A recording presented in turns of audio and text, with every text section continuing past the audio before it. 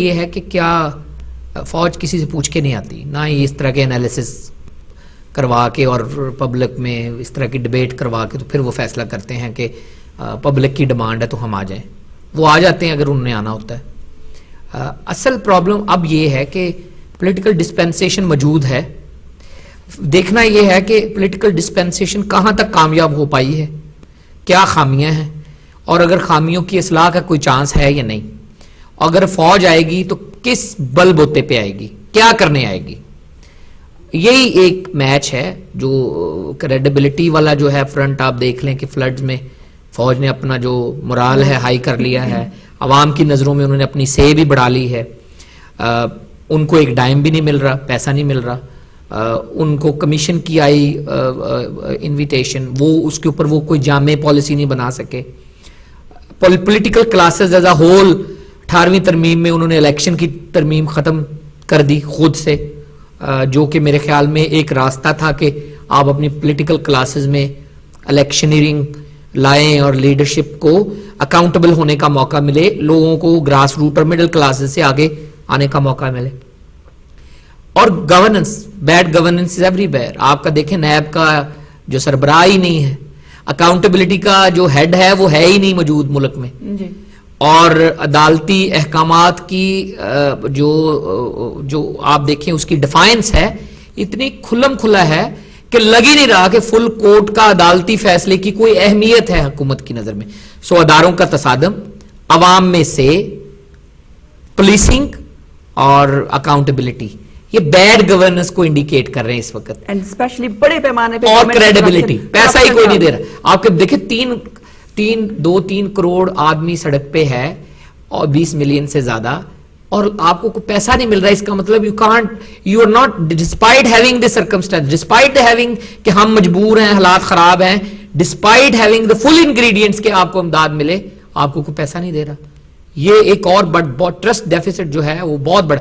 اور role of law, سب سے بڑی جو لا اینڈ آرڈر، ابھی ہم اتنا فیلئر جو کنٹینیوسلی سب سے جو بڑا فرنٹ ہے کہ ہم لوگوں کی جان و مال کا حفاظت کرنے میں بری طرح سے ناکام ہو رہے ہیں. اب کیا فوج کو آنا چاہیے؟ میں سمجھتا ہوں کہ نہیں آنا چاہیے. کیا ایسے عوامل موجود ہیں کہ وہ آ سکے؟ میں سمجھتا ہوں عوامل موجود ہیں، لیکن میرے خیال میں پاکستان کا بہتر مفاد ہوگا اگر فوج آگے نہ بڑھے اور اسی میں سے گڈ گورننس کے لیے راہیں نکالے. جو سیاستدان فوج کے آنے پہ اکٹھے ہو کے بیٹھ جائیں گے یا ان کی چھتری تلے جمع ہو کے اکٹھے ہو کے کام کر سکیں گے ملک کے لیے، انہی سیاستدانوں کو میرے خیال میں ابھی ری گروپ ہونا چاہیے. فوج تبھی آتی ہے جب آپ ایک حکومت کو اکاؤنٹیبل نہ کر کے اندر سے تبدیلی نہ لا. آپ نے تقریباً 5 ریزنز بتا دی کہ فوج کیوں، کیا یہ وجوہات ہے کہ آ سکتی ہے اگر آنا چاہے تو. یہ 5 فوج پوچھ کے نہیں آتی، یہ میں نے بتایا انگریڈینٹس کہ کیا موجود ہیں. یہ ویک پوائنٹس ہیں جس پہ ہو سکتا ہے کہ ایسا ہو بھی جائے. کالر میرے ساتھ روشٹل سے، ان سے بات کرتے ہیں. ہیلو، السلام علیکم. مرزا امان بات کر رہا ہوں روزدل سے. جی فرمائیے. میں ملک امجد صاحب کو بھی سلام پیش کرتا ہوں. جی وعلیکم السلام. جی وعلیکم السلام. ماشاء اللہ ہمارے بہت ہی ماہرین اور بہت ہی سینئر وکلاء بیٹھے ہوئے ہیں، اور ماشاء اللہ میں ان کی بات سے اتفاق کرتا ہوں جو انہوں نے کہا کہ ماشاء اللہ نہیں آنی چاہیے. تو جو یہ بیان کر رہے ہیں تو میں ان سے بہت اتفاق کرتا ہوں. ہمارے بہت ہی سینئر اور بہت ہی اچھے یہ پاکستان کے محبت وطن ہیں، رہنما ہیں. تو ان کو دیکھ کر آج بہت خوشی ہوئی ہے، اور میں ان کو ایڈوائز دوں گا کہ اسی طرح اپنی ایڈوائز جو ہے اپنی پاکستانی گورنمنٹ اور اپنے پاکستانی جو لیڈر ہیں ان کو اپنی ایڈوائز دیں، اور آپ کی ایڈوائز بیسٹ ہے اور انشاءاللہ وہ آپ ایڈوائز سے کچھ سیکھیں گے. بہت شکریہ آپ کا. آپ کیا چاہتے ہیں؟ آپ کی نظر میں آپ کو کیا لگتا ہے کہ فوج کو آ جانا چاہیے اس وقت کے ملک کے جو ہمارے حالات ہیں؟ نہیں، فوج کو ہرگز نہیں آنا چاہیے. آگے جو یہ حالات پاکستان میں پیدا ہوئے ہیں یہ فوج کی وجہ سے ہوئے ہیں نا.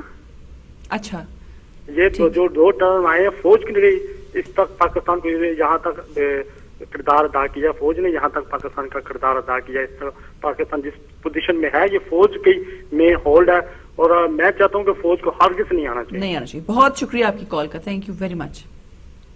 جی، انہوں نے کہا کہ اب تک اس وقت جو ہمارے ملک کی جو سچویشن ہے فوج کی وجہ سے ہے اور فوج کو نہیں آنا چاہیے. لیکن جیسے امجد ملک نے جو باتیں کی سب سے بڑی بات جو میرے سامنے اس وقت بڑی اہمیت کی حامل ہے وہ ہے کریڈیبلٹی آف دا گورنمنٹ، جس کو پوری دنیا نے بالکل ایک ڈاؤٹ، ایک شک کا شکار ہوگی پوری دنیا میں کریڈیبلٹی جو ہے، اور اس سے ہمارے ملک کو بہت بڑا ڈی گریڈ بھی ہو گیا اور ہمارے ملک کو ایڈ نہیں مل سکتی، ہمارے لوگوں تک ہیلپ نہیں پہنچ سکتی. اس کے بارے میں آپ کیا کہیں گے؟ کالر میرے ساتھ ہیں، ان سے پہلے بات کر لیں. جی السلام علیکم. جی السلام علیکم سمینا بی بی. وعلیکم السلام. جی ملک صاحب السلام علیکم. جی وعلیکم السلام. سر انور بول رہا ہوں سے. ملک صاحب میں 2 سوال آپ سے لیگلی پوچھنا چاہتا ہوں. ایک تو یہ ہے کہ supreme court is allowed to call the army if certain steps have to be taken under the Pakistan Constitution. Number 1.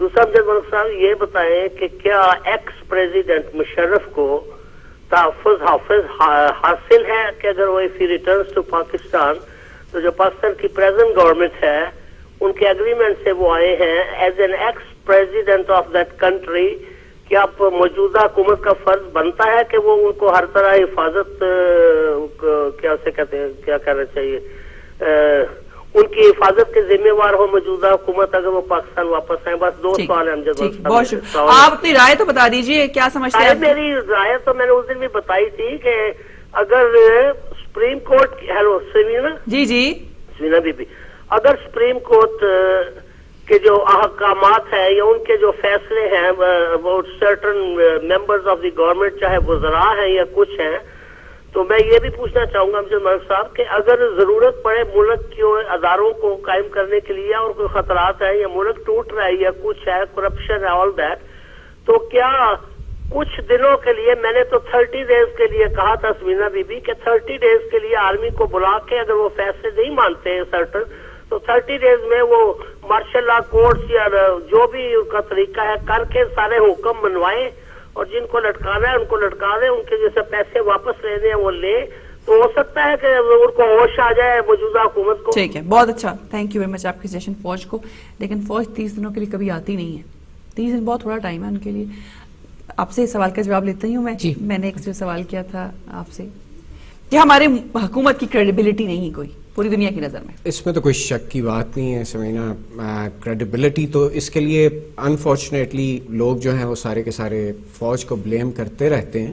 اگر آپ دیکھیں جب بھی سچویشن ایسی ڈیولپ ہوئی ہے اس کے لیے پوری قوم جو ہے وہ رسپانسبل ہے. پوری قوم سے مراد میری ریپرزینٹیوز آف دا پیپل جو ہیں وہ رسپانسبل ہیں. انہوں نے ایسی گورننس، جس طرح سے ملک صاحب نے پہلے بڑا تفصیل سے اس کے بارے میں بیان کیا کہ وہ کریڈیبلٹی کبھی بھی کریٹ ہی نہیں کر سکے. وہ رول آف لا، وہ کانسٹیٹیوشنل، مطلب ایسا ہوتا رہا ہے ہمیشہ سے کہ جب بھی کوئی سویلین گورنمنٹ جو الیکٹڈ گورنمنٹ رہی ہے وہ بھی ایک ڈکٹیٹر کے طور پہ رہی ہے. انہوں نے بھی آج کل کی سچویشن جس طرح سے یہ پہلے اس کا ذکر کر رہے تھے کہ اتنے انسٹیٹیوشن ایک دوسرے سے نبرد آزما ہے. ہماری فوج کو ایسی حکومت منظور ہے جس کی کریڈیبلٹی نہ ہو، جس پہ لوگ ٹرسٹ نہ کر سکیں؟